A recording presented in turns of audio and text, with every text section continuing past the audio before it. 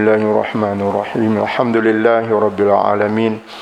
Wa bihi nasta'in wal 'aqibatu lil muttaqin wassalatu wassalamu ala rasulihin nabiyil amin wa ala alihi wa sahbihi ajma'in.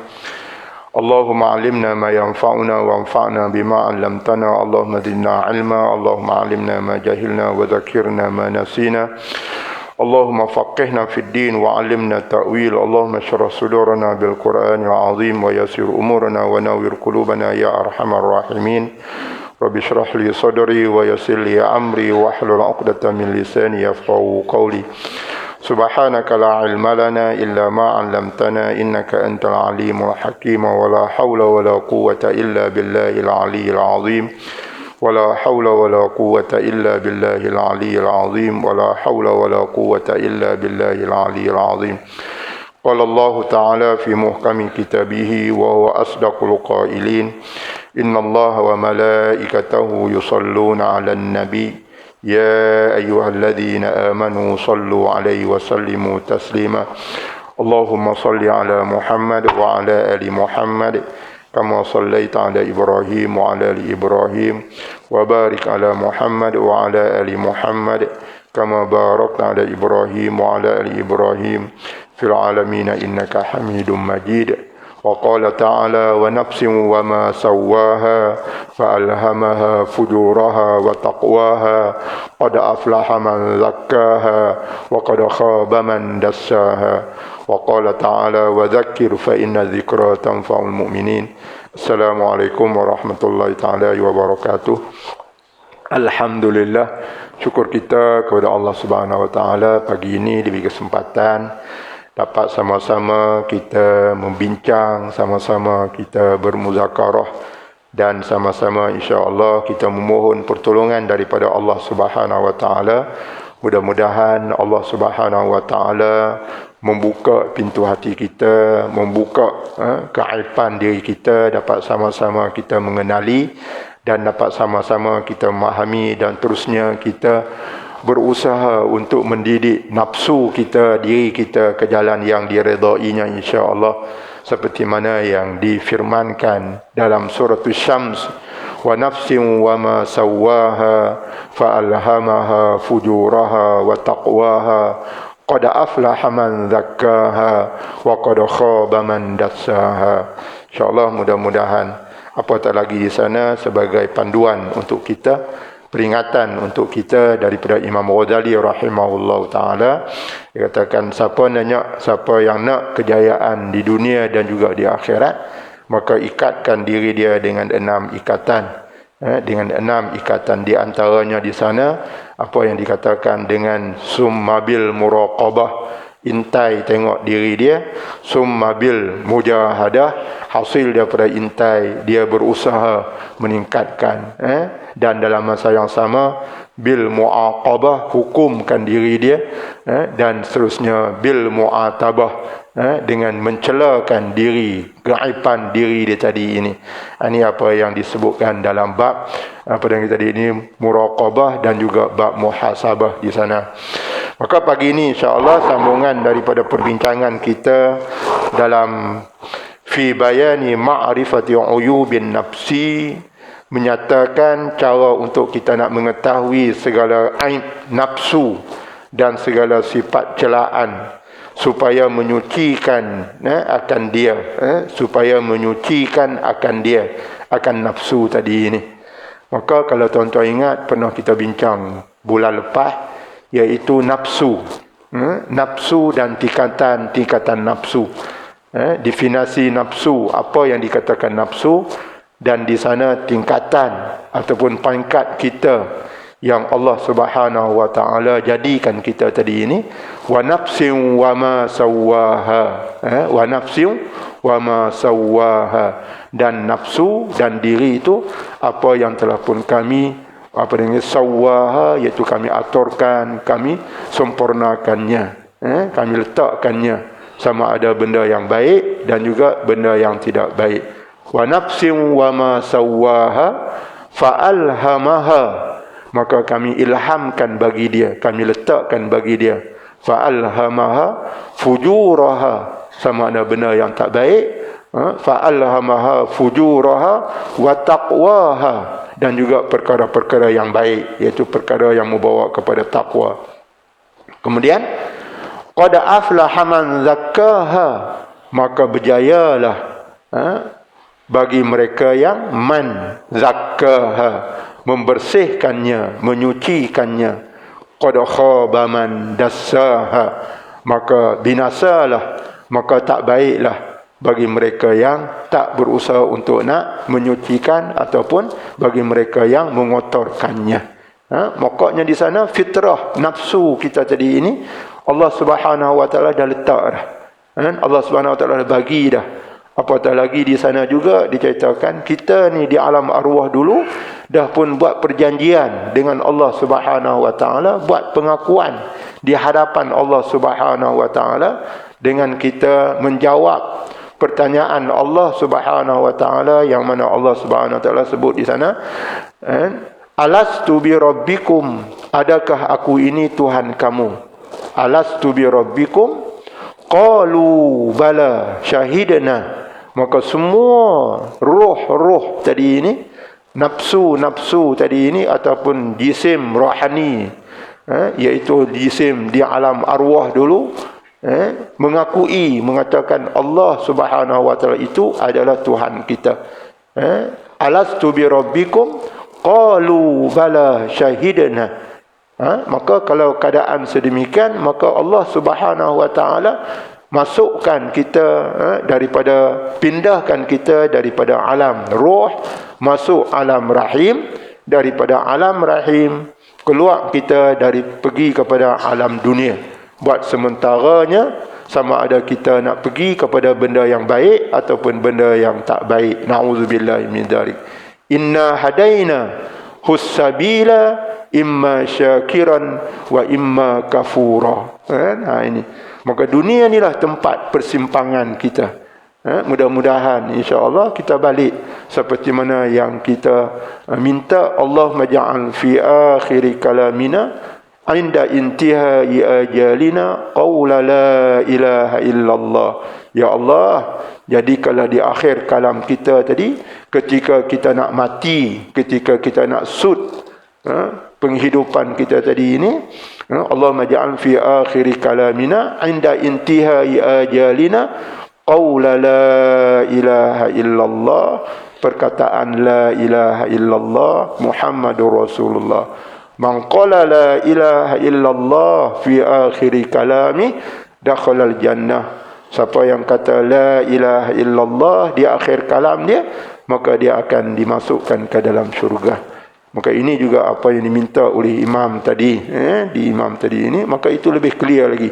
Kita dapat memahaminya, kita dapat menghayatinya. Nisbah dalam segi kita katakan di sana adab doa supaya hati kita tadi ini tidak lalai. Cara macam mana untuk nak mengeluarkan sifat pengharapan dan juga sifat rojak tadi ini, maka kita pilih mana yang memberi satu kebaikan untuk kita. Tak kisahlah nak baca doa dalam bahasa Melayu ke, nak baca doa dalam bahasa Arab. Artinya hati kita tu tak lalai. Allah akan memakbul doa selagi mana hati kita tu tidak lalai. Seperti mana yang disebut dalam adab doa, yang mana hadis Nabi kata Allah akan menerima doa selagi mana hati kita tu tidak lalai. Ini di antara tujuan kita untuk sama-sama kita membaiki diri kita tadi ini. Setelah kita mengetahui tingkatan nafsu kita, kita mengenali diri kita tadi ini, kita di tempat mana, di tempat yang macam mana. Allah membuka yang disebutkan oleh Nabi SAW, idza aradallahu bi'abdin khairan bassara bi'uyubi nafsihi. Apabila Allah mengkehendaki dengan hamba-Nya itu akan kebajikan, nescaya Allah Subhanahu wa taala melihatkan ia akan dirinya dengan aib dirinya tadi ini. Maka di sana Allah Subhanahu wa taala tadi ini, atas usaha kita, atas doa kita tadi ini, maka Allah membuka pintu hati kita, dapat sama-sama kita memahami. Maka sebab itulah di sana doa yang kita minta tu, yang disebutkan dalam bab adabud doa, innal abda la yukhti'uhu. Sesungguhnya hamba tadi ini apabila dia berdoa tak salah. Makna tak salah itu, dia doa itu tetap akan diterima oleh Allah Subhanahu wa taala. Maka kemungkinan di sana juga kadang-kadang kita tak sedar Allah Subhanahu wa taala terima doa kita tu. Apa Nabi kata, imma an yughfara dzambahu wa imma Allah akan mengampunkan dosa kita. Maka dosa kita ni kadang-kadang kita tak sedar. Aku dah minta lama dah, Tuhan tak minta, Tuhan tak makbul. Sebenarnya Tuhan dah makbul dah, tapi kita tak sedar. Sebab apa? Sebab kita tak muhasabah tengok, kita tengok tak checklist tengok diri kita tadi ini. Kita tak cuba duduk merenung tengok, tak ada. Kita apa yang kita nak, benda yang kita minta tu, benda tu bertongkol depan kita tu dah. Tuhan dah terima lah doa kita tadi ini dah. Kadang-kadang kita tak pasang. Ni. Saya kadang-kadang masalah ni dah. Diri saya lah, bukan kata saya tu baik ni, tidak kan. Kadang-kadang kita saya rasa susah. Macam contohnya dah. Benda ni kadang-kadang kita tak sedar. Saya nak pergi mengajak petang. Apabila mengajak petang, kita tak fikir apa. Cuma start enjin, bismillah, tawakal ala Allah. Kemudian di sana, sampai-sampai, Allah, ya Allah, jam. Kemudian hati tu dia kata apa? Tak apalah, kat ni je kot. Kemudian tengok-tengok, nak maghrib mana ni kata ni? Ketika itulah, timbulnya nak, ini. Innal insana khuliqa halu'a ni. Dia keluh kesah ni. Tadi tak ada fikir apa pun. Maka barulah ungkapkan perkataan ya Allah, Allahumma yassir wa la tu'asir. Doa ni keluar ni, mulut ni. Allahumma yassir wa la tu'asir. Allahumma yassir wa la tu'asir. Ya Allah, mudahkanlah perjalanan aku. Ya Allah, mudahkanlah, berilah lorong kelepasan ni. Maka apabila selalu kita sebut macam tu, Allah buka sikit jalan untuk kemudahan bagi kita. Kadang-kadang tak terfikir benda tu. Kadang-kadang tak nampak. Allah buka jalan mudah bagi kita tadi ini. Mudah, saya tengok mudah bagi saya untuk saya nak berjalan pergi. Tengok. Kadang-kadang kalau kita tak fikir, maka inilah yang disebutkan Nabi SAW dalam adab berdoa, dia kata innal abda la yukhti'uhu bid-du'a. Sesungguhnya hamba tadi apabila dia berdoa tak salah. Tak salah maksud dia, apa yang diminta tu Tuhan tetap akan makbul. Maka di sana juga Allah Subhanahu wa taala malu kalau kita minta kat dia, dia mengembalikan balik tangan kita tu kosong. Itu dalam ada berdoa, tuan-tuan boleh tengok dalam Syiarus Salikin ni, juzuk yang pertama di penghujung kali. Nak tutup juzuk yang pertama tu. Allah malu apabila kita minta kat dia, dia mengembalikan. Mana dia tak bagi kepada kita tu, tangan kita tu adalah kosong, tak ada. Allah malu. Itu. Maka di sana wa imma bisalat wa imma sama ada dengan tiga perkara. Satu daripadanya dikatakan sana imma ayyughfara dzambahu wa imma akan diampunkan dosa dia. Maka kita minta apa? Dalam permintaan kita tu kadang-kadang kita minta Allah mengampunkan dosa kita, bagi kita kesihatan apa semua kan. Maka satu daripada bagi kita minta Allah mengampunkan dosa kita. Allahumma ghfirli, contohnya ada, ya Allah ampunkanlah aku zunubi. Maka di situ Allah kata ampunlah dosa kita, tapi benda tu kita tak nampak. Satu. Yang keduanya, imma Allah bagi kita apa yang kita minta tu. Dan yang ketiganya, wa imma Allah, wa imma tu makna dia sama ada. Sama ada Allah akan tangguhkan permintaan kita tu dan dia akan bagi di akhirat nanti. Dia tangguh. Ayyudakhira, dia itu dia simpan apa yang kita minta tu. Kalau kita minta kata rezeki contohnya ada, maka di sana pasal apa ni aku minta Tuhan tak bagi ni. Maka di sana kemungkinan kalau dia bagi kat kita rezeki, mungkin kita tadi ini tak ada masa untuk nak beribadat kepada dia. Kalau dia bagi kita senang, mungkin kita lupa kat dia. Maka dia tangguhkan benda tu dan dia simpan bagi kita di akhirat nanti supaya kita bersyukur. Maka sebab tu dalam masalah rezeki ni tuan-tuan, apa disebut Imam Ghazali rahimahullahu taala dalam Uqbah yang ketiga. Uqbah yang keempat, Uqbatul Awarid di sana. Uqbah Awarid itu ialah uqbah yang mendatang, melentangkan bagi kita, yang boleh menghalangkan kita melakukan ibadat kepada Allah SWT. Satu daripadanya rezeki. Maka dalam kitab Minhaj Abidin tu dia kata Allah Subhanahu wa taala jamin rezeki kita bukan untuk kita nak bermewah dah. Allah jamin rezeki kita tadi ini adalah tujuan untuk nak memberi kita kemudahan nak melakukan ibadat kat dia. Kan? Maka itu dia panggil uddah lil ibadah, dia panggil sebagai apa yang kita bekalan untuk kita melakukan ibadat kepada Allah Subhanahu wa taala. Allah dah jamin dah. Wa ma min dabbatin fil ardi illa 'ala Allahi rizquha. Tiada ada satu benda pun yang melata di atas muka bumi ini melainkan Allah yang memberi jaminan. Illa 'ala Allah. Illa melainkan ala. Kalau dalam bahasa Arab ni, kalau kita pergi dalam bahasa Arab itu lughah Arabiyah, kalau sebut ala ni, kalau bagi kita lah kan, bagi hamba kita ni, hamba Allah ni, kalau disebut kalimah ala tu ialah satu benda yang mesti kita kena buat. Kalau kita tak buat, mana ada berdosa. Itu kalimah ala tu. Meletakkan satu kewajipan yang mesti kalau kita tak buat, benda tu berdosa. Tapi takkanlah kita kata Allah SWT tu kalau tak bagi kita rezeki, dia tu berdosa. Tak? Maka nak ceritanya tadi ini Allah gunakan kalimah ala tu, maknanya Allah tadi ini bertanggungjawab memberi rezeki kepada kita. Maka apabila Allah bertanggungjawab ataupun Allah dah janji dia akan bagi rezeki kepada kita di situ, maka di sana timbul masalah. Kalau macam tu tak kerja tak apalah. Ini balik bab tawakal. Balik dalam bab kalau kita tak kerja, contohnya ada macam sebab tu orang tua kata semut dalam batu pun boleh hidup. Tak? Semut dalam batu boleh hidup. Itu. Maknanya Allah dah jamin dah kita ini. Maka kalau Allah dah jamin dah, Allah dah janji dah macam tu, kenapa kita tadi ini sanggup mengabaikan tanggungjawab kita yang hakikinya untuk kita nak meninggalkan kewajipan ni? Adakah kita percaya ataupun adakah kita yakin dengan kita kerja lebih tu kita akan dapat? Ini makna dia. Maka kerja ini adalah sebab musabab untuk kita dapat rezeki, manakala di sana kewajipan yang kita yang asasinya adalah ini dia. Allah jamin dia nak bagi kita rezeki tadi ni, cuma di sana kadang-kadang dia bagi tadi berbentuk sebab musabab, dia panggil. Sebab musabab macam kita lah, kalau aku kerja kuat aku akan dapat. Macam anak kita ada study hard, SPM contohnya, nak periksa SPM sampai tak tidur. Maka adakah dengan study hard mereka tu dengan kerja sampai tak tidur tadi, mereka akan tulis jaminan kata mereka akan dapat A+, sebagainya lah, contohnya tak? Ni. Nanti kadang-kadang kita tengok di sana. Ini di antara apa yang dikatakan ataupun apa dijaminkan. Maka ini semua balik dalam masalah kita katakan diri kita tadi di atas keyakinan ataupun di atas kepercayaan kita terhadap Allah Subhanahu Wa Taala.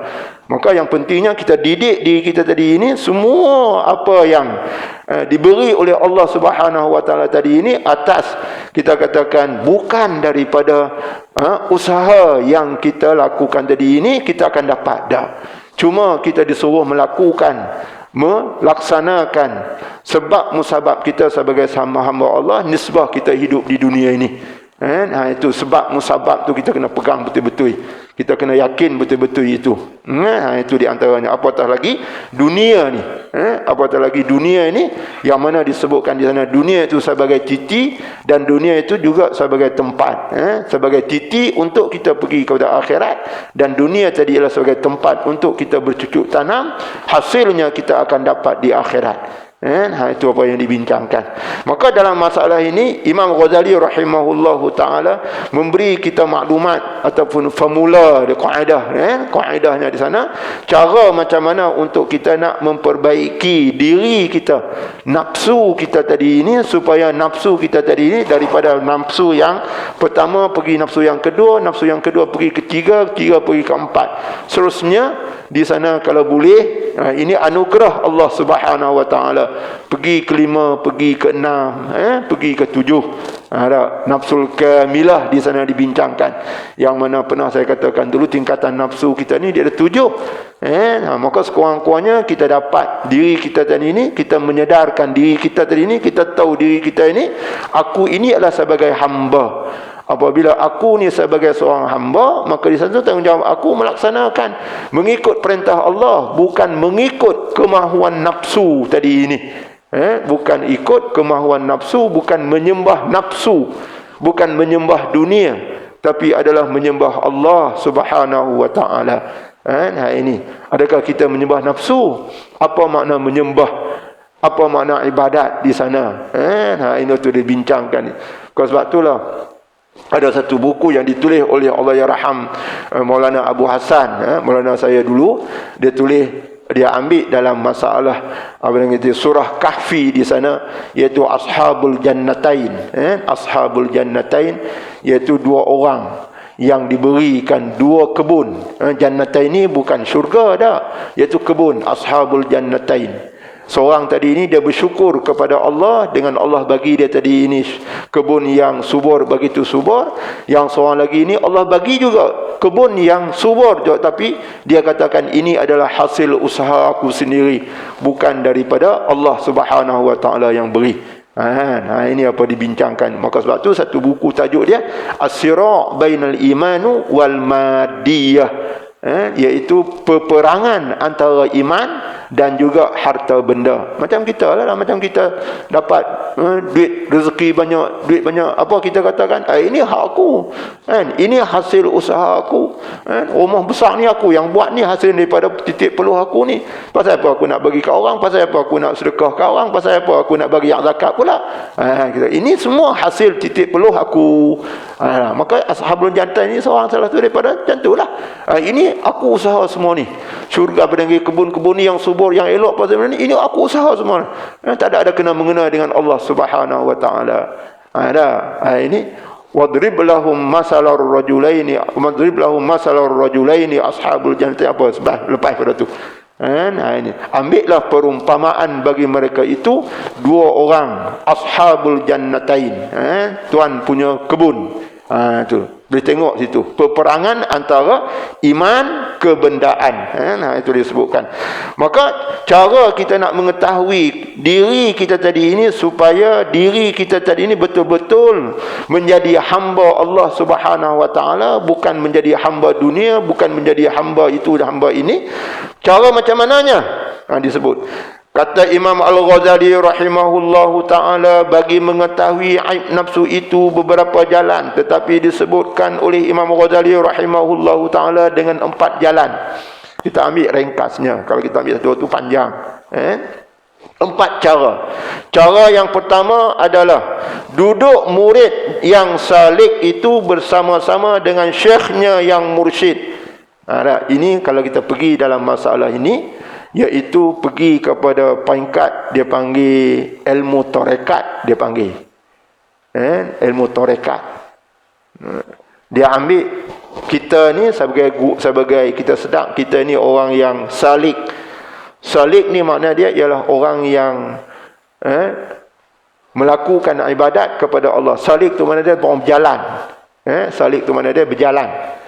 Maka sebab tu dalam hayatul qulub di sana, penghidupan bagi hati, bagi Allah ya Rahmat Saleh Karimi, dia katakan jadikan diri kamu tadi ini dengan 3 perkara, dengan 3 keadaan. Yang pertamanya ialah talib. Talib tu makna dia orang yang menuntut, orang yang mencari. Talib makna di situ ialah kita mencari ilmu. Kita mencari ilmu. Kemudian yang keduanya ialah salik. Apabila kita dapat ilmu, maka kita berjalan. Jalan tu maknanya kita buat kerja.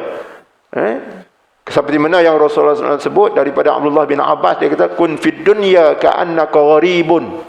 Jadikan di dunia ni seolah-olah kamu itu gharib. Gharib ni maknanya dia orang yang dagang, orang yang bukan duduk setempat dah. Orang yang berjalan, gharib, pendagang, perantau. Aw abiru sabilin, ataupun orang yang sedang melalui satu kampung. Itu kun, jadikan olehmu.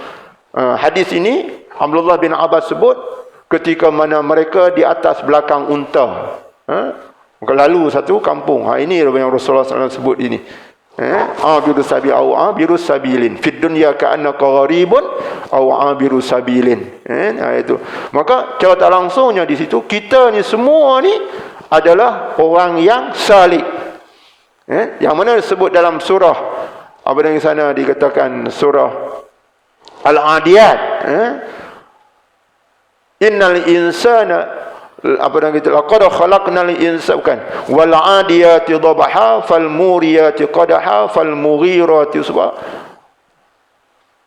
fa asarna bihi naq'an wa wasatna bihi jama' innal insana li rabbih lakanud wa innahu ala dzalika lasyahid. Bukan, apa dah?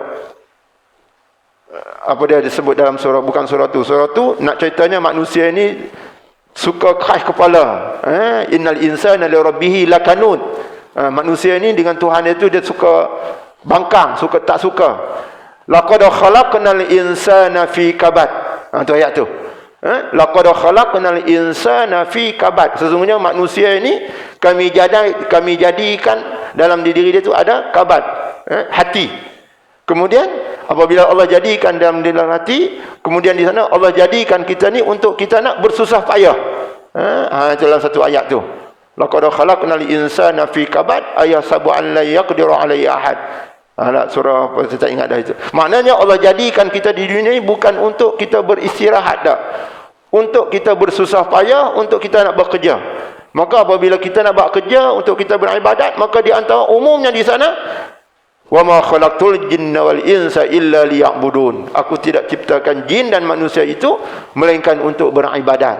Maka ibadat ini apa yang didefinisikan oleh Imam Ibn Taymiyah yang saya dapat dalam biadata Imam Ghazali dan Minhajul Abidin di sana, dia katakan yang dikatakan ibadat itu ialah ismun jami'un mimma yuhibbuhullahu wa yardah.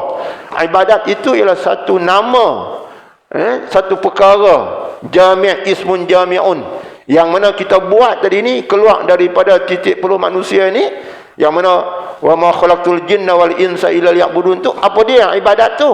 Maka di sana dia katakan ismun jami'un mimma yuhibbuhullahu wa yardah, yang dilakukan oleh setiap yang mukallaf itu, apa yang dimakan makhluk Allah yang nama manusia tu, ialah apa yang lakukan itu adalah Tuhan suka dan Tuhan redha.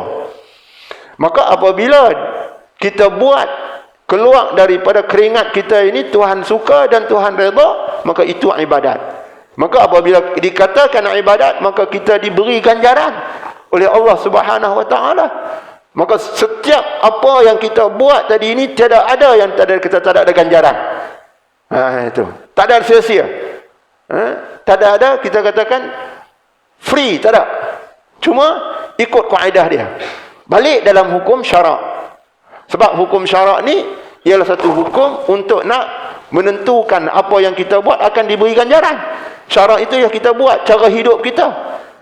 Maka sebab itu di sana dikatakan wajib, yang kita bincang dah, dibagi kepada 5. Wajib, kemudian haram, kemudian sunat, kemudian makruh, kemudian harus. Satu ni saja yang kita buat, pahala pun tak ada, dosa pun tak ada. Ni harus ni, kan definisi harus dah. Perkara yang harus kita buat pun tak apa, tak buat pun tak apa. Maka kalau kita tengok pula dalam kaedah ini, dalam penghidupan kita ni, banyak perkara yang harus. Yang mana perkara yang harus ini dia ada kaitan dengan fitrah manusia. Macam contohnya kita makan. Makan tak apa, tak makan pun tak apa, tak berdosa. Kita makan. Kita menikah. Nikah pun tak apa, tak menikah pun tak apa. Kita tidur. Tapi masalah ni, untuk nak melaksanakan tanggungjawab kita sebagai hamba Allah, untuk kita nak beribadat, maka ada ketikanya kita makan wajib. Ada ketikanya kita makan haram. Ini. Macam saya dulu saya katakan, tuan-tuan, dalam ini tengok dalam kitab Matan Arba'in bagi Imam Nawawi dalam bab niat. Hadis riwayat daripada Sayyidina Umar radhiyallahu anhu. Innamal a'malu binniyat wa innamal likulli imri'in ma nawatu. Maka dibincangkan oleh ulama, khususnya Imam Syafi'i kita, hadis ini apa dibincangkan ini, walaupun dikatakan di sana ada riwayatkan hadis ini Sayyidina Umar seorang saja. Dikaikan hadis ini ulama kita ni. Imam apa yang tadi Imam Syafi'i kita katakan, setiap apa yang kita buat itu perlu kepada niat. Kalau kita tak ada niat, maka nak membezakan mana yang dikatakan ibadat, mana yang dikatakan adat. Maka hadis ini walaupun Sayyidina Umar seorang yang riwayat, dalam kategori hadis dinamakan hadis gharib, seorang. Dan tak sampai tahap mutawatir. Apabila tak sampai tahap mutawatir, maka di sana hadis ini tidak boleh jadi hujah. Tapi Imam Syafi'i kita dia buat hadis ini sebagai hujah hukum. Dia ambil kaedah macam mana? Kalau kita katakan, dulu benda ni pernah saya katakan di mana, sahih ke tu? Ada angin-angin lah, ada angin kita ni. Hadis tu sahih ke? Hadis tu boleh buat hujah ke? Kalau ikut kaedah tak boleh. Pasal apa tak boleh? Sebab seorang je, Sayyidina Umar saja yang meriwayatkan hadis ini. Tapi Sayyidina Umar meriwayatkan hadis ini, Imam Syafi'i kita buat hujah, dia meriwayat dalam serungkumpulan sahabat yang ramai. Macam ni. Contohnya, dia baca hadis ni di hadapan sahabat yang ramai. Dia kata ashabul kibar minas sahabah, tapi tiada ada seorang pun sahabat yang mempertikaikan tentang kesahihan hadis ini daripada Rasulullah. Walaupun dia seorang. Walaupun dengar Sayyidina Umar seorang dengar. Innamal a'malu binniyat wa innamal likulli imri'in ma nawa faman kana hijratuhu sampai habis. Maka di sana Imam Syafi'i kita ambil hujah ni dan dia meletak hadis ni, setiap suatu amalan yang kita buat mesti kena niat. Untuk bezakan mana amalan tadi ini yang dikatakan ibadat, mana yang dikatakan amalan yang kita buat tu dikatakan adat. Maka sebab tu kita basuh berak tak perlu pada niat. Dia tu adat, fitrah manusia. Kita basuh berak dah, basuh kencing tak ada niat tu. Kalau tidak, lintai hati kita, aku nak basuh najis ni tak, sambil tangan kita kena kat kita kan, kubul kita tu. Ni tak. Maka rukun di sana apa? Ya, basuh dengan air mutlak, hilang bau dan rasa habis. Itu. 3/4 hadis ini dikatakan sebagai ibadat, 1/4 hadis ini sebagai adat. Maka 1/4 ini untuk nak mencukupi 3/4 ni. Maka 3/4 tambah dengan 1/4 dikatakan penuh. Walaupun penuh, maka di sana Allah jadikan kita ni untuk beribadat kepada Dia. Maka benda yang kita buat 1/4 ni untuk apanya? Untuk menyempurnakan perkara yang dikatakan ibadat. Maka di sana tidak sah semayang kita kalau kita tidak basuh kencing ataupun najis. Itu. Kita tidak sah. Sebab apa? Syarat sah semayang ada suci daripada najis. Ini disebutkan, dibincangkan itu. Suci daripada najis. Maka sebab itulah kita nak basuh kencing, basuh berak ni bukan seberangan. Kita nak basuh pakaian kita tadi bukan saja-saja kita basuh terus dah. Dia ada syarat dia tu. Jangan kita pergi orang basuh, tengok clear elok kan. Tengok dalam kita punya apa yang tadi ni iklan TV kita basuh, wanginya kita basuh dengan beris. Cara basuh tu. Sebab di sana untuk nak menyucikan pakaian kita basuh, dia mesti kena cuci dengan air mutlak. Itu cara cucian. Maka sebab itulah Minhajul Abidin di sana dalam bab ilmu had fardu ain bagi Imam Ghazali, macam mana had fardu ain bagi ilmu tu, seseorang itu dia mesti kena tahu kadar macam mana untuk nak menyucikan pakaian, untuk nak membersihkan, menyucikan pakaian dia untuk sah bagi dia punya semayang. Bukan dia masuk, tidak. Itu had fardu ain dalam masalah tu. Itu. Maka campur sekali ini, maka itu dikatakan ibadat yang Allah jadikan kita untuk beribadat. Maka kita buat tadi ini berpandu pada ilmu, bukan kita buat, orang buat kita buat dah. Maka sebab itulah kita kan, dulu pernah saya bincang dengan Abang Ipang, dia buat satu buku.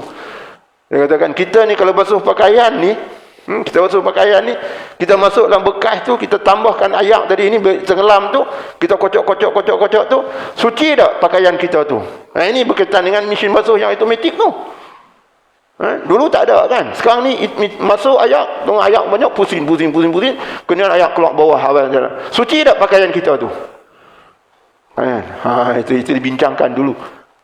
Tak tahu dia keluar tak keluar lagi, dia punya buku dia tu keluar tak keluar, itu wallahu a'lam. Ini apa yang kita dibincang masalah tu. Ala kulli hal, masalah ni kita buat tadi ini adalah untuk nak melaksanakan perintah Allah Subhanahu wa taala.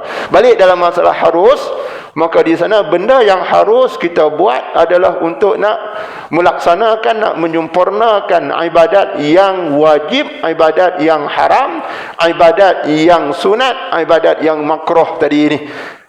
Harus kita buat tu Mana kita tengoklah benda yang harus tadi ni, makna dia ialah kita buat pun tak apa, tak buat pun tak apa. Tu. Maka kita buat tadi tujuan apa? Uddah lil ibadah tu. Itu dibincangkan di situ dah. Kemudian cara macam mana? Maka kita ni salik. Kita ni orang yang berjalan, maka orang yang berjalan ni ialah orang yang melaksanakan hasil daripada ilmu. Aku ni salik. Salik ni aku berjalan. Berjalan tu aku buat perintah Allah. Untuk apanya? Untuk nak sampai matlamat yang Allah jadikan kita untuk beribadat. Maka Allah jadikan kita untuk beribadat sampai mana? Sampai muntahi. Habis kita mati, keluar nyawa kita daripada badan, ataupun sampai kita hilang akal kita jadi balik, kita jadi budak balik. Macam sekarang kan Allah panjangkan usia setengah-setengah tu dah.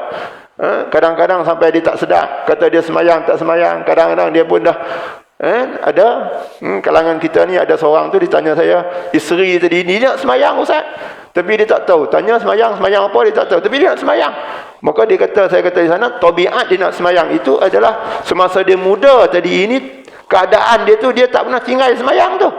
Tapi apabila dia tak pernah tinggal semayang tu, adat dia tadi ini dia tak kira. Dia ambil yang semayang ke, tak ambil yang semayang ke, agak-agak nak semayang, dia semayang. Maka di situ hukum taklif ada tak? Saya kata tak ada dah. Sebab apa? Sebab dia sudah balik jadi budak-budak balik dah. Tak ada akal dah. Kalau nak semayang juga kata, macam mana? Bagi dia semayang, habislah. Itu sampai tahap jadi budak balik. Maka ini Quran pun ada sebut masalah tu. Dipanjangkan umur kita sampai tahap kita kata jadi budak balik. Ini di antara apa yang disebutkan di sana. Kemudian apabila tu muntahi, kita dikira muntahi ni, selesai kita ni semua ni, apa yang disebutkan dalam hadis Nabi SAW, innallaha yaqbalu taubata 'abdihi ma lam yugharghir. Selagi mana kita tidak jadi nyawa kita tadi ini naik turun dah. Itu kalau kita sihat ni kan. Tapi apabila kita hidup panjang apa semua tu, diberi panjang umur tu, kita tadi ini dah hilang dah akal kita tadi ini, tak nak beza dah, maka ketika itu tak ada lagi lah kita sebagai seorang yang mukallaf. Sebab syarat mukallaf di sana, dia mesti kena kita berakal. Kita kena berakal. Itu. Maka kita semua ni adalah salik. Jangan sekali-kali kita ingat kita ini bukan orang yang salik. Salah. Salik cara macam mana? Cara kita. Maka duduk murid ni, maksud di sini ialah seorang macam kita ni, kita dapat seorang guru. Guru tadi ni ialah guru yang mursyid. Mursyid ni makna dia ialah guru yang boleh mendidik diri dia dan boleh mendidik kita. Itu dinamakan mursyid. Kalau guru yang bawa tak betul, diri dia pun tak betul, maka macam mana nak membetulkan orang? Ini yang timbul masalah, katakan tarekat yang salah tu, tarekat yang sesat tu. Yang mana masa saya duduk kat pejabat, duduk kat Mindef dulu, kerja kat Mindef masa masih lagi belum pincin, dalam kajian ada seorang Ustaz Ramzi, dia bahagian tu, ajaran sesat ni dia ada 22 atau 23 seluruh Malaysia ni, ajaran sesat. Ini semuanya adalah dengan cara-cara dikatakan ilmu tasawuf. Termasuklah situ pada gitu, ayah pin, kemudian kan, termasuk tu. Termasuk tu macam ni sini, apa yang tadi ini dalam Kemusah ni, itu apa yang tadi ini ulam Rasul Melayu dah. Rasul Melayu tu Qadiani, Qadiani itu adalah satu ajaran yang kita katakan dia itu Islam di tadi ini, tapi dikatakan dia tu bukan daripada Islam. Apabila bukan daripada Islam, maka kita tak boleh ambil tindakan. Tapi katakanlah Islam tetapi dia tersasar, dia tadi ini sesat, boleh ambil tindakan. Kalau katakan Islam, Qadiani itu bukan daripada ajaran Islam, berarti kita bebas. Sebab kita ni dalam segi agama kita bebas. Itu satu daripadanya. Itu tersalah sikit lah apa yang dibincangkan di sana. Maka sebab tu dia boleh hidup. Dia pun tak ada tindakan tu, tak ada. Bebas. Kalau Qadiani tadi ni asal daripada antara Pakistan atau Pakistan dengan India. Di antara Pakistan dengan itu ada satu tempat bernama Emirates. Emirates itu ada satu tempat namanya Qadian yang diwujudkan ataupun orang itu namanya Syekh Ghulam Rasul. Syekh Ghulam Rasul ni asal dia memang orang elok, memang orang yang baik. Maka pengikut-pengikut dia pula. Ni Ghulam Rasul ni. Maka sebab itulah Imam Abu Hanifah sendiri dalam masalah ini dia mengharamkan gambar-gambar tu. Gambar-gambar macam gambar Mahathir, gambar-gambar apa di dinding tu kan, gambar PM tu, di situ tak boleh dia apa. Kalau kita tengok gambar Hindusan dia ambil gambar tu gantung kat dinding tu, maka sebelum mereka buat tu, mereka pergi puja, letak rantai apa tu, letak itu. Maka mereka gambar ni adalah haram. Sebab dalam kitab Abu Daud di sana, malaikat tidak masuk pada rumah yang ada anjing dan juga ada gambar. Maka bagi kita, gambar ni macam mana? Itu dalam perbincangan kitab Abu Daud disebutkan masalah tu. Wallahu alam dah. Ini di antaranya. Maka sebab itulah kita, kalau kita nak gantung gambar kita, gantung tu boleh bagi kita Imam Syafi'i, harus. Tapi jangan kita membesarkan. Larang anak-anak tadi kan, tapi tabiat orang Melayu kita tak macam tu. Dah gantung saja tak apalah, gambar apa dia pun tak ambil tahu gambar depa di ni kan, gantung dinding kan. Depa pun biasa aja. Tapi bagi orang India, tabiat dia tak sama. Macam kita tengoklah orang Pakistan, orang India, apabila mereka bentuk Kaabah macam mana? Kabat dinding Kaabah kan? Kabat dinding Kaabah ni cium, tak dapat cium Hajarul Aswad. Cium dinding Kaabah ni. Itu bagi orang mereka. Kita tak ada macam tu. Kita cuma kabat dinding Kaabah tu, kita pergi susul masuk tu, cuma kita nak kucuk Hajarul Aswad tu saja. Apabila tak dapat kucuk Hajarul Aswad tu, tak ada apalah. Dan kita ambil apa yang dikatakan oleh Sayyidina Umar radhiyallahu anhu. Apa Sayyidina Umar kata, kalau aku tak nampak Rasulullah kucuk hang ni, aku takkan kucuk. Aku tahu kata hang ni tak ada apa-apa faedah. Tak ada apa mudarat. Mudarat pun tak ada, manfaat pun tak ada. Tapi aku kucuk kamu adalah aku tengok Rasulullah kucuk kamu. Itu ungkapan Sayyidina Umar radhiyallahu anhu. Orang kucuk dapat, kucuk lah. Kalau tak dapat, jangan menyakiti orang pula. Ini kita sampai kabat, kita pijak kepala orang sampai kita tuduh dalam itu, menyakiti hati orang. Pahala dapat, dosa pun dapat, tolak pi tolak mai kosong. Inilah di antaranya. Nak ambil pahala banyak, macam kita pergi masjid lah kan, pergi masjid pergi apa dah. Kita nak dapat pahala jamaah tu, dapat pahala jamaah. Tiba-tiba kita pergi situ, kita menyakiti macam orang balik daripada umrah kan, umrah kita marah ni. Walhal kerajaan buat tu, ini kan bukan nak sokong kerajaan dah, tapi cara ilmu ni. Kenapa kerajaan suruh kuarantin di rumah? Supaya jangan ni kita ada pakai gelang, kita jalan kata kita pergi masjid pula tu. Mana apabila kita pergi masjid, maka di sana aku tak ada apalah, tak ada gejala apalah, tak ada apa sihat pun, malah kita pakai gelang. Ataupun kita pakai gelang tapi tak ikut perintah kerajaan tu, suruh kuarantin. Maka sebab itulah kerajaan stop. Maka siapa yang salah? Sebab kita seorang, maka semua tak boleh. Sekarang ni tak boleh pergi umrah dah. Ini di antaranya. Sebab apa? Sebab kita kata tak ada apa. Kalau Tuhan nak bagi kena, kenalah. Kalau Tuhan tak kena, memanglah betul. Tapi usaha dan ikhtiar daripada kita. Sebab musabab itu sendiri. Ini lah kadang-kadang kita tak apa. Ini rumah Allah. Rumah Allah. Kalau Tuhan nak kena, kenalah. Salah.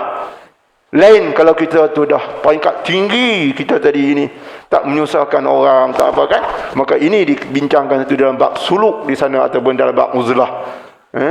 Inilah kadang-kadang boleh menyesatkan, boleh menjadi bawa keadaan benda yang tak sepatutnya. Itu apa yang disebutkan. Itu guru yang mursyid. Guru yang mursyid, guru yang boleh mendidik macam Nabi Allah Khidir dan Nabi Allah Musa alaihi salam. Maka Nabi Allah Khidir itu Allah buka pintu hati dia, dia panggil mukasyafah ataupun dipanggil ilmu ladunni. Fawajada 'abdan min 'ibadina wa 'allamnahu min ladunna 'ilma. Nabi Musa dengan Adam tadi ini jumpa Nabi Allah Khidir tempat tu, maka di sana Nabi Allah Khidir nak minta nak belajar kepada Nabi Allah Khidir. Ini cerita. Maka cerita ini dia katakan di sana ialah di antara iman, itu syariat dan juga hakikat di situ. Allah sambung, Allah masukkan di situ antara syariat dan juga hakikat. Nabi Allah Musa ni ialah sahibul syariah dan rasul, nabi yang Allah bagi ke dia tadi ini kitab. Nabi Allah Khidir ni ada setengah ulama kata dia bukan nabi, dia hamba saja. Hamba yang soleh saja. Ada setengah dia tu nabi.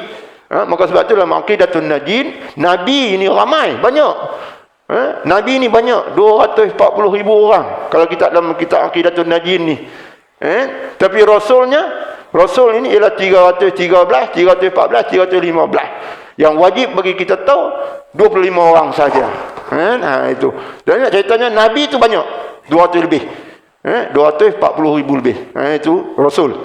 Nabi. Setiap orang yang nama Rasul, maka dia tu Nabi. Dan tak semestinya Nabi itu adalah Rasul.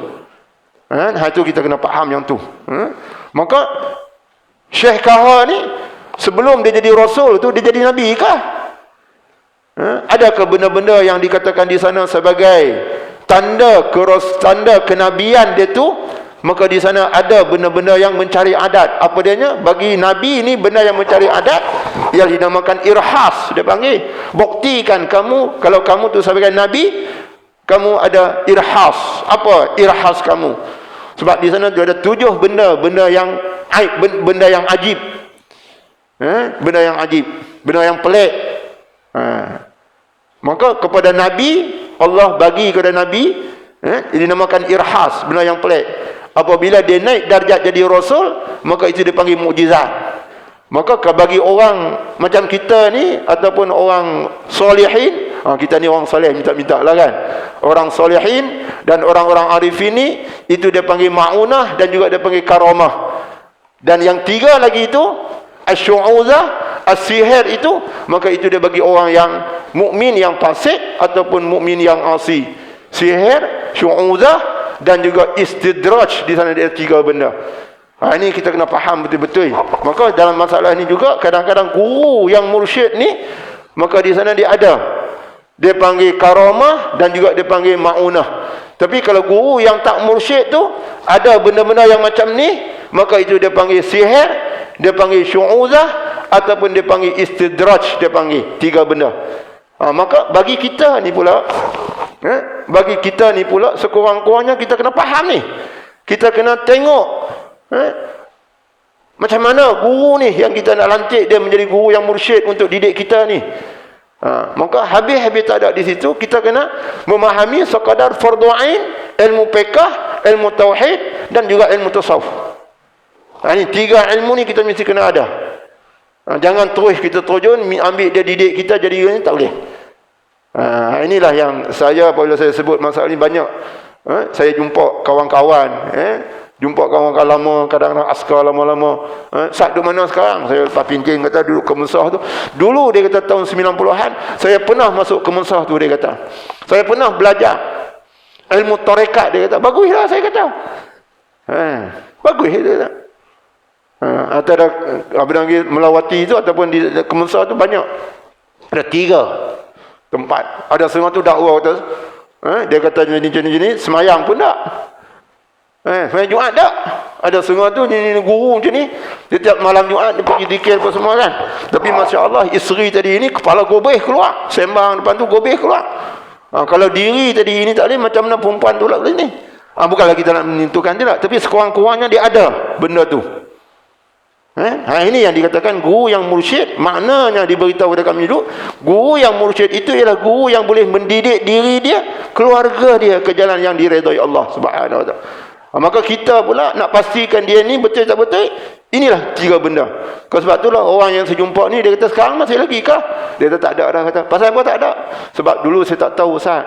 Saya jahil tentang syariat, saya jahil tentang makrifat, dia kata. Dan saya jahil tentang hakikat, dia kata. Maka saya pun ber3 tahun jadi, dia kata. Memang betul saya kata. Sebelum kita terjun bidang tarekat, kita kena mantap dulu sekurang-kurangnya fardu ain. Habis fardu ain kada fardu ain, 3 ilmu ni. Sebab tu saya selalu sebut, tanggungjawab sebagai pengurusan pentadbiran Masjid Surau ni, bagi anak budak 3 ilmu ni mesti kena ada. Baru dia boleh terlepas. Itu kewajipan. Sebab dia pengurusan mentadbir.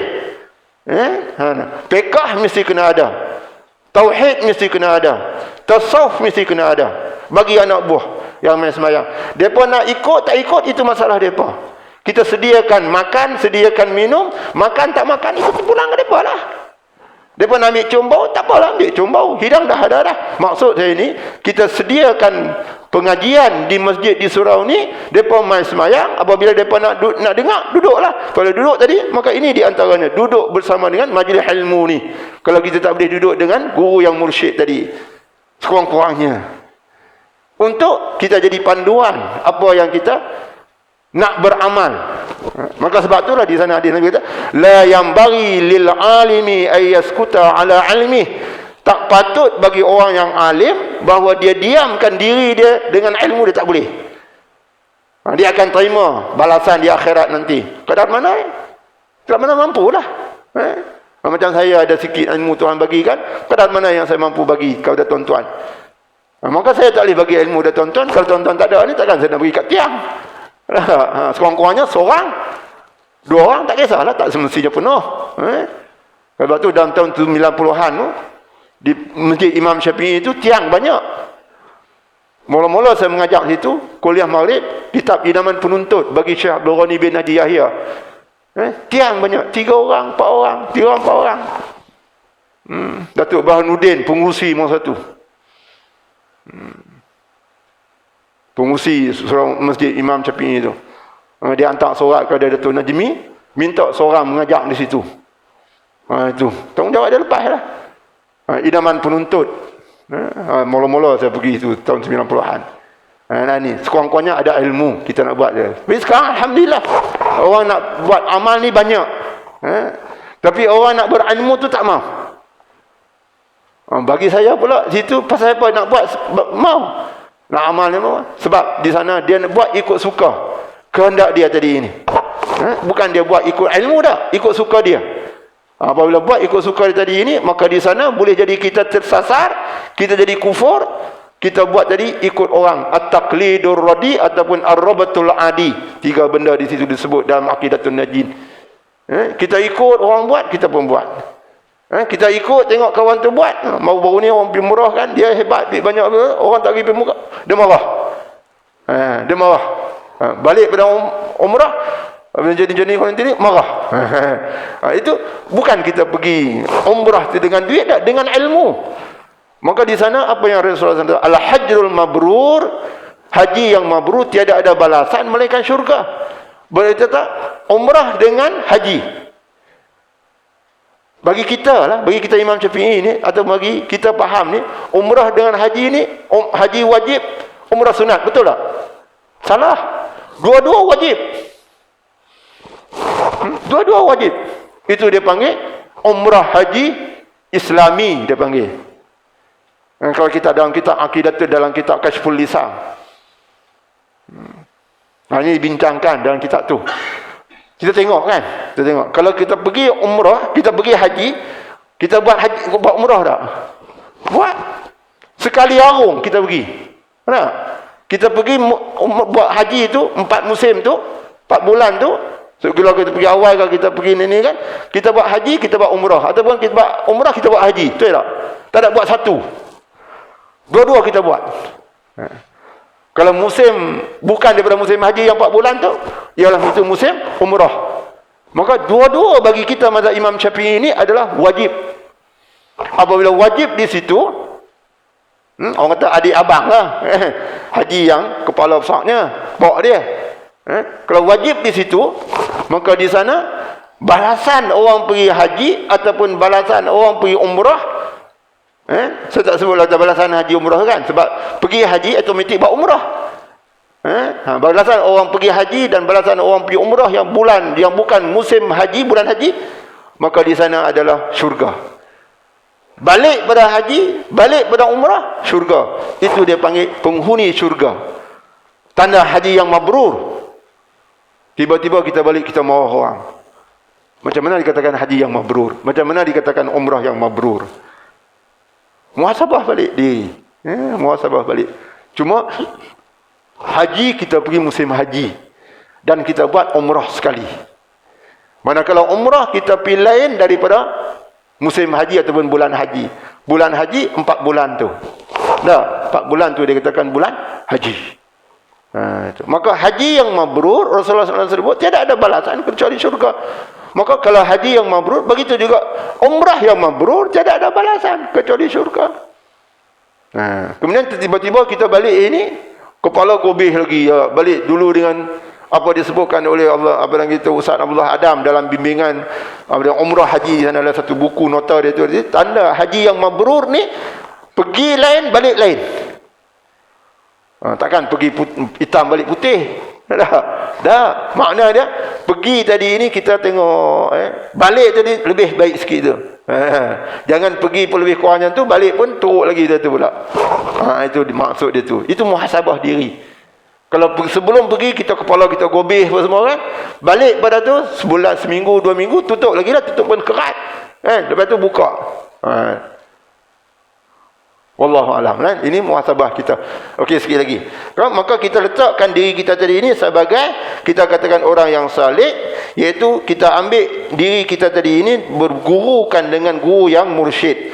Sebelum kita dapat guru yang mursyid, maka di sana kita letakkan tanggungjawab diri kita tadi ini dengan kita menghadirkan majlis ilmu macam ni lah, untuk sama-sama kita berbincang, sama-sama kita muhasabah, muraqabah. Masuk dalam hadis Nabi sallallahu alaihi wasallam di sana, apa disebutkan, jadikan diri kamu tadi ini adalah mustami'an, dengar. Tu. Maka hadis yang saya baca tadi ini, la yang bagi lil alimi ay yaskuta ala ilmihi tadi ini, tidak patut bagi orang yang alim bahawa dia diam dengan ilmu dia tadi ini, wala yang bagi lil jahili ay yaskuta ala jahlihi, dan tak patut bagi orang yang jahil itu bahawa dia diam dengan kejahilan dia. Tak boleh. Maknanya di situ, sambung daripada situ dia katakan, as-su'alu miftahul ilm. Soal itu ialah kunci bagi ilmu. Dan orang yang soal ni pula, dia tengok dia ada 4 jenis orang. Dia mula-mula dia soal tu mungkin memang dia tu tak tahu. Itu kita. Bagi orang yang soal ni. Dia soal tadi memang dia tak tahu, dia nak ambil tahu. Yang keduanya, dia soal itu memang dia tahu, tapi dia nak uji. Dan yang ketiganya, dia soal tu dia tahu, tapi dia nak kongsi ilmu bagi yang hadirin sekarang. Dia nak sampai, dia tak mampu, dia tahu dah benda tu. Dan seterusnya, dia tahu tadi orang yang soal tu tadi, dia nak meyakinkan apa yang dia buat tu, apa yang dia selama faham selama ni, adalah benda itu memang menepati dengan kehendak. Yang tak patutnya tadi ini ialah dia soal tu nak uji tu, itu tak betul. Maka sebab tu orang yang kena soal tu pula, dia mesti kena betul.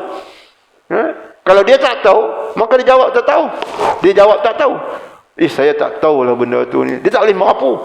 Maka sebab tu Imam Ghazali dalam bab ilmu dan juga dalam bab guru dan bab anak murid, tak menjadi satu kesalahan seorang guru apabila dia ditanya oleh seorang murid satu soalan dan memang soalan tu dia tak tahu, maka dia jawab kata dia tu tak tahu. Tidak menjatuhkan sebagai seorang guru tadi ini, tak, maruah dia tak. Ini adalah lebih baik. Itu dalam adab ilmu. Dalam juzuk yang pertama dalam kitab Ihya Muhtasar Ihya Ulumuddin, ataupun terjemah dia kitab ni lah, kitab Syarhus Salikin ni lah. Itu disebutkan di situ. Kemudian seterusnya, apabila dia bersama dengan guru tadi ini, sungguh-sungguh ia menyucikan diri dalam hatinya itu akan segala sifat kecelaan yang 10 itu. Bersungguh-sungguh menyucikan. Maka kata langsungnya, dia tidak dapat nak menyucikan diri dia tadi ini kecuali dia faham sifat mana yang dikatakan sifat celaan dan mana yang dikatakan sifat mahmudah. Macam pernah saya buat contohnya, macam gelas ni, dalam diri kita ni, hati kita ni ada hati macam bentuk sebagai satu gelas. Maka kita nak isi gelas ni ayak. Dalam ayak ni, dalam gelas ni dia sudah ada ayak yang kotor. Maka kita kena buang dulu ayak yang kotor dalam gelas ni. Barulah kita boleh isi ayak yang bersih. Begitu juga hati kita. Nafsu kita tadi ni, ada tak hati nafsu kita tadi ini sifat yang dicela? Ni, ada ke tak ada? Tu persoalannya. Maka kalau ada, kita kena cuci dulu. Cuci dia adalah dengan taubat lah. Dengan taubat, dengan memohon kepada Allah, dengan sifat tawaduk. Di sana bab taubat disebutkan dalam kitab Riyadhus Shalihin. Kita buang-buang gelas ni, ayak yang kotor, baru kita isikan ayak yang bersih. Kita buang-buang hati kita tadi ini daripada sifat mazmumah, kita cuba masukkan sifat mahmudah.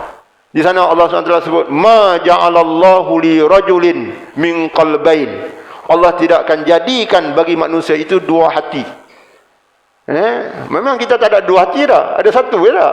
Maka sebut hati itu maknanya nafsu.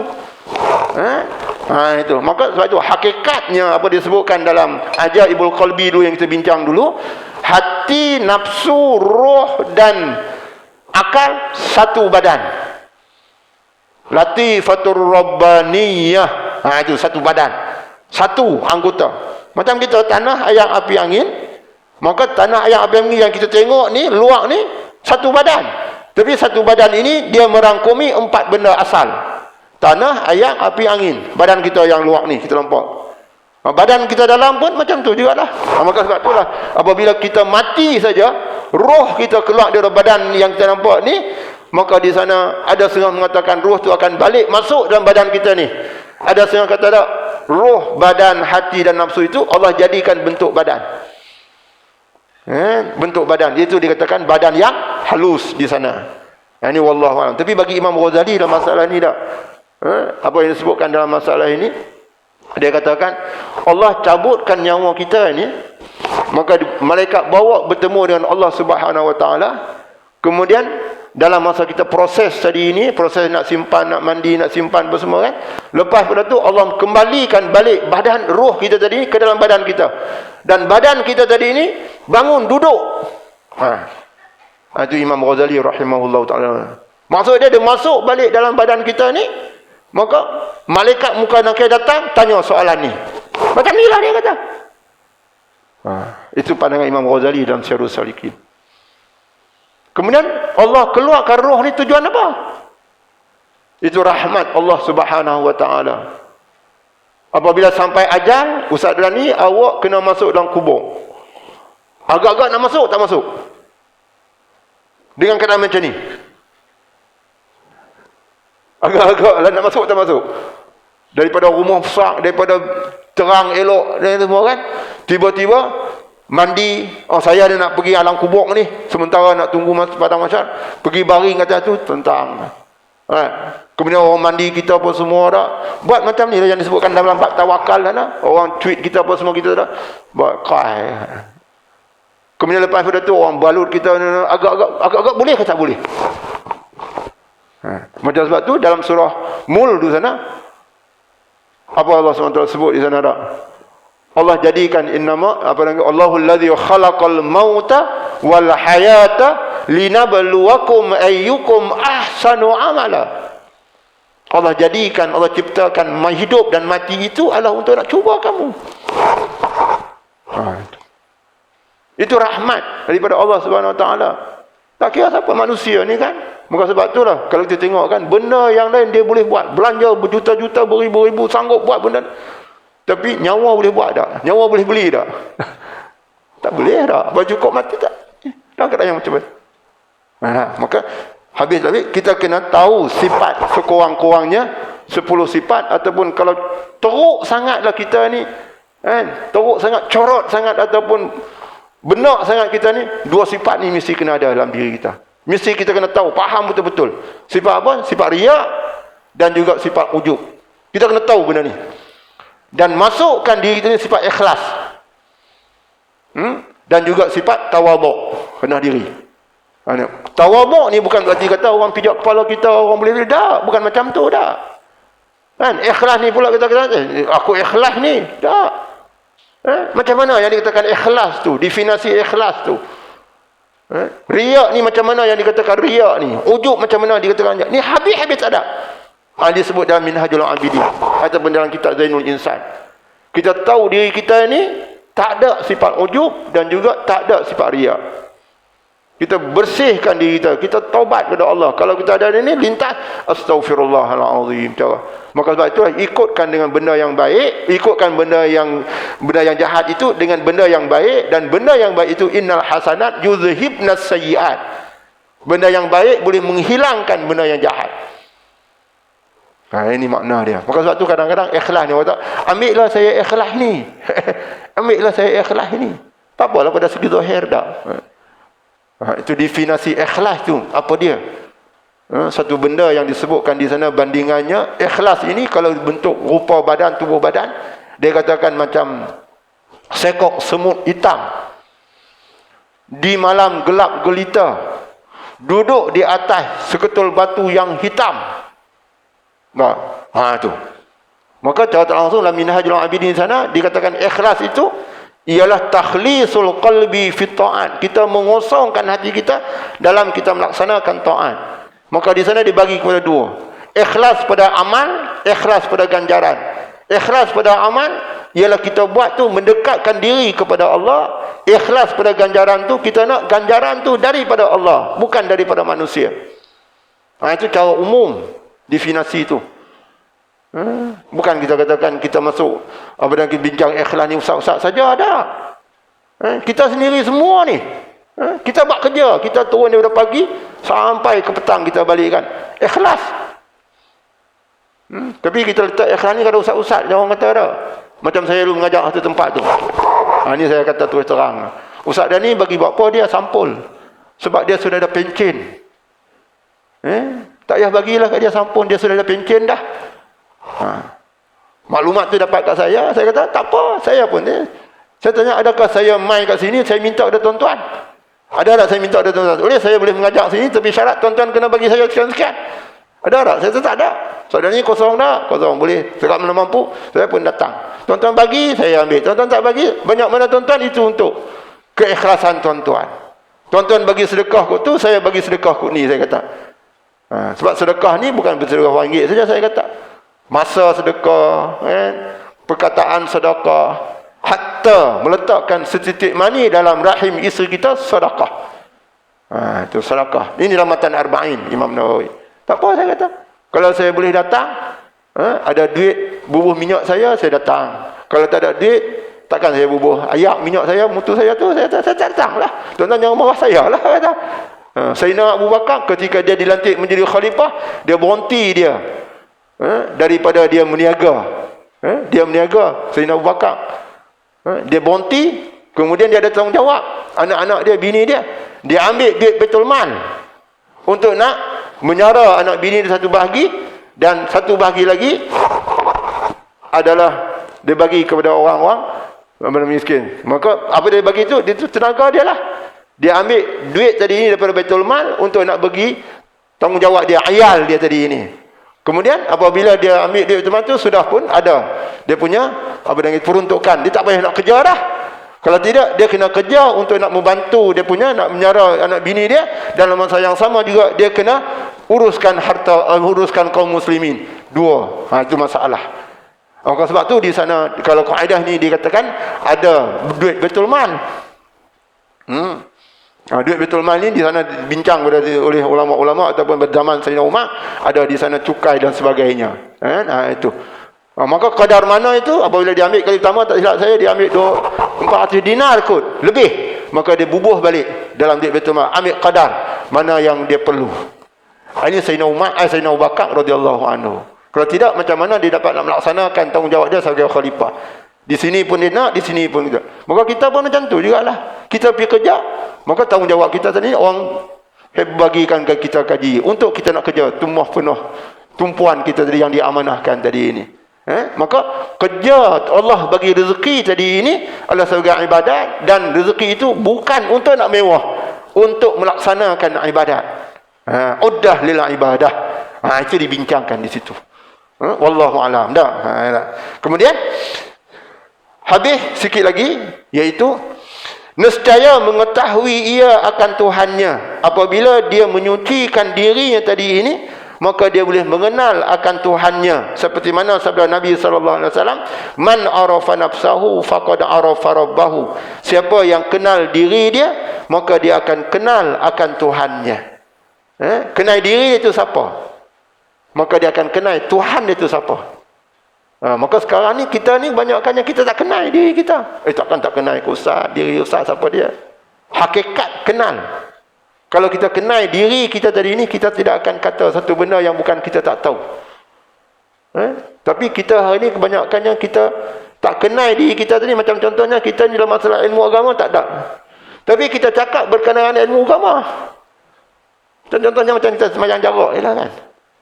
Banyak mana orang yang pertikaikan masalah sembahyang jarak. Yahudi lah, apalah. Ni. Pakai mask ni. Kemudian masalah kita katakan kerajaan ni. Orang cakap ni semua orang yang ini. Apatah lagi orang yang berpangkat. Dengan orang panggil pada ini, berpandukan kepada kedudukan itu. Tapi bukan dia ahli dia. Tapi Rasulullah kata sebut sana, apabila kamu sandak satu benda bukan ahli dia, kamu tunggu. Maka kita kenal lah kita tu siapa dia. Kalau kita kenal diri kita siapa dia, insya-Allah tak ada masalah. Ini di antaranya. Maka sebab itulah apabila Allah nak seseorang itu kebaikan, kata Junaid Al-Baghdadi rahimahullahu taala, "Idza aradallahu bi'abdin, idza aradallahu bi muridin khairan," kata Junaid Baghdadi, apa dia tadi?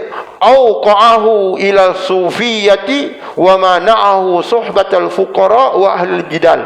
Maka dia akan menegah, Allah Subhanahu wa taala akan menegah kita, ataupun Allah akan menjatuhkan kita supaya kita bersahabat dengan ahli sufi, dan menegah kita daripada kita bersahabat dengan segala ulama, dengan segala fuqaha. Kurun yang ketiga dalam Hidayatus Salikin, Imam Ghazali rahimahullahu taala, dia larang kita bersahabat dengan ulama-ulama fuqaha, ulama-ulama fiqh. Itu kalau kita sebut tu fitnah lah, tak ada. Tapi kena faham betul-betul. Pasal apanya? Sebab ulama fiqh dia banyak qil dan banyak qal. Macam sekarang ulama fiqh, dia banyak mempertikaikan kenapa kita sembahyang jarang, kenapa kita sembahyang pakai emas, kenapa. Maka benda tu kita pertikaikan dalam masalah furu'. Kita sembahyang dah, sembahyang, bukan kita tak sembahyang. Maka dia katakan kita sembahyang ni kena jarak. Kita sembahyang tu kena rapat ikut sunnah Rasulullah. Memang betul sunnah Rasulullah untuk kita rapat, untuk nak sempurnakan sauf. Tapi ada kalanya kita perlu kena jarang. Dekat mana jarangnya? Maka di sana kaedah usul dia main. Itu. Ini kita kena faham betul masalah ni. Kadang-kadang kita tak faham, kita tak tahu. Ada illat dan ma'lun. Ada masalah itu, ada masalah ini. Bukan terus kita sembahyang macam ni dah. Habis benda tu, habis kita sembahyang baliklah, rapat baliklah. Takut nanti satu masa nanti apabila wabak ni terangkat dalam keadaan kita tu suci, maka dalam keadaan kita tu aman, maka ketika itu kita boleh rapat macam di Perak sekarang ni. Kita boleh rapat. Imam bagi arahan suruh rapat, kita jarang. Tak boleh jarang ini. Ini. Dulu kita tengok dulu kan. Masjid tutup. Masjid tutup pun ada tengah-tengah tak tutup. Sebenarnya tak tutup. Kita sembahyang juga Jumaat 12 orang, sembahyang juga Jumaat waktu 3 orang kan. Tak tutup. Ada azan pun semua ada. Tapi tak boleh. Apabila buka semua, tiba-tiba orang yang kata tu betang hidung pun tak ada. Tak nampak. Ini tabiat manusia macam tu dah. Dia tidak ada kepuasan. Tak ada. Semua tak kena manusia ni. Apa dianya? Nafsu tadi ni. Sebab apa? Sebab tak kenal diri itu siapa dia. Ini di antaranya. Maka sebab tu Imam Ghazali larang kita daripada kita bersahabat dengan ulama-ulama fiqh ni. Sebab banyak kata itu dan banyak kata ini. Maka Imam Malik kata ulama fiqh ni kalau tak ada tasawuf jadi fasik. Man tafaqqaha wa lam yatasawwafa faqad tafassaqa. Itu Imam Malik kata macam tu. Kemudian waman tafaqqa waman tasawwafa faqad walam yatasawwafa faqad tazandaqa. Siapa yang tasawuf pula, dia tidak ada fiqh, dia jadi zindik. Maka ketika itu kita nak ambil macam mana pertengahannya. Fiqh pun kita kena ada sikit belajar, tasawuf pun kita kena ada sikit belajar. Belajar sikit itu kan kadar kita dah menyelesaikan masalah ibadat kita tadi ini. Mengikut kaedah, bukan kita mengikut kehendak nafsu kita, bukan. Maka sebab tu kaedah umumnya, maka di sana dalam kitab Sulami Sibyan bagi Tuan Guru Haji Cik, di sana kita wajib kita kena bertaklid dan jangan kita bertalfiq. Talfiq hukumnya adalah haram.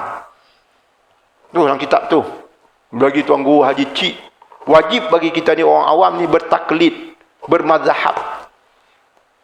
Sebab kita ni adalah orang awam. Sebab kita ni tak tahu. Umumnya fas'alu ahla zikri in kuntum la ta'lamun. Itu masalah agama. Kalau masalah kesihatan, alul hibrah. Ahli dia kan? Ahli. Itu. Wallahu a'lam. Sekurang-kurangnya kita ni memahami kadar mana. Kalau kita tak faham, kalau kita tak tahu, kita boleh tanya insya-Allah, sama-sama kita bincang. Sebab tu saya suka, dulu saya pernah kata sekali, kita ni perlu kena panggil orang kesihatan. Bincang masalah ni, kenapa perlu kita kena pakai mask? Kenapa perlu kita ambil ayat semayang di masjid? Kenapa perlu kita bawa sejadah? Bincang masalah tu. Kita tak boleh bincang dengan ustaz, tak boleh. Ustaz tak tahu benda-benda macam tu. Ini berkaitan dengan kesihatan. Kenapa kita jarang ni pasal apa? Ambil orang ahli kesihatan tu, dia bincang masalah ini, apa hikmahnya di sebalik supaya kita jarang? Kadar mana kita jarang? Apa hikmahnya kita kena pakai mask? Apa hikmahnya suruh bawa sejadah main masjid? Apa dia sebaliknya tu? Apakah saja-saja? Di masjid tak ada sejadah ke? Ada. Tapi kenapa kena bawa sejadah? Kenapa kita jarang? Kenapa kita? Tiap-tiap satu benda tu mesti kena ada sebab musabab dia. Supaya kita tak berontak. Itu makna dia macam tu. Dalam kitab Kashful Lisan, kalau kita ada siap, kewajipan bagi siap untuk nak jaga kebersihan, kesucian masjid, duit masjid ada, duit surau ada, harus ambil duit masjid surau, hantar dia pergi belajar berkenaan dengan masalah taharah. Ini luah, dia punya masalah tu luah. Itu kaedah di dalam kitab Kashful Lisan. Wallahu a'lam. Maka itu saya selalu sebut masalah ini supaya tak timbul masalahnya. Ustaz-ustaz sendiri pun suruh orang bawa sejadah, tiba-tiba dia bawa sorban. Bawa sorban tu kan, sebenarnya itu bukan sejadah, itu kain sorban. Sorban dengan sejadah lain. Bawa sejadah saiz biasa, sejadah bawa sejadah kecil. tak sampai matlamat dia tu, tak sampai.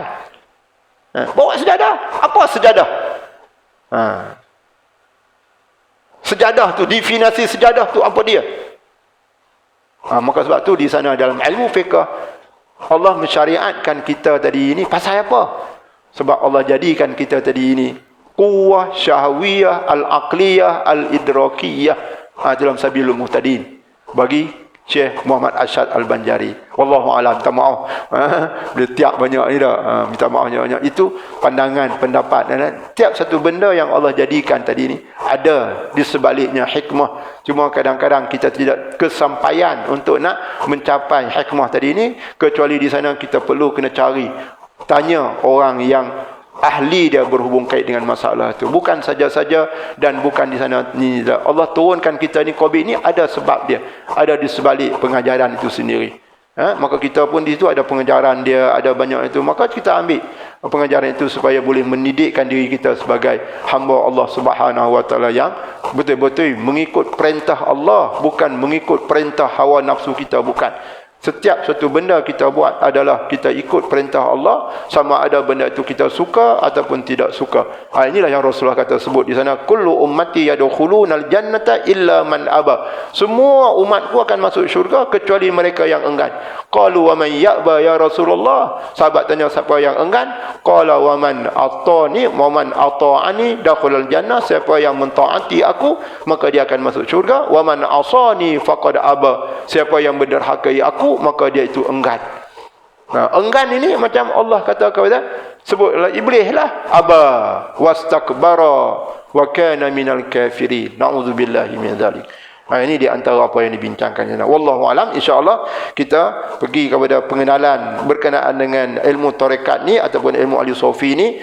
Berkenaan kitab kita ni, saya rasa kalau kita tak bincang yang tu, kita langkah pergi yang kedua tak mencukupi. Maka Syekh Abdul Samad Palembani ni dia bertarekat dengan tarekat Al-Hulutiyah As-Samaniyah. Ni Syekh Abdul Samad Palembani ni. Dia cerita kat kita supaya kita dapat, kalau kita ada masa, ada guru kita nak kita ini kan, maka kita kena tengok macam ni keadaan dia sebagai ilmu apa yang kita tadi, maklumat untuk kita macam mana cara dia.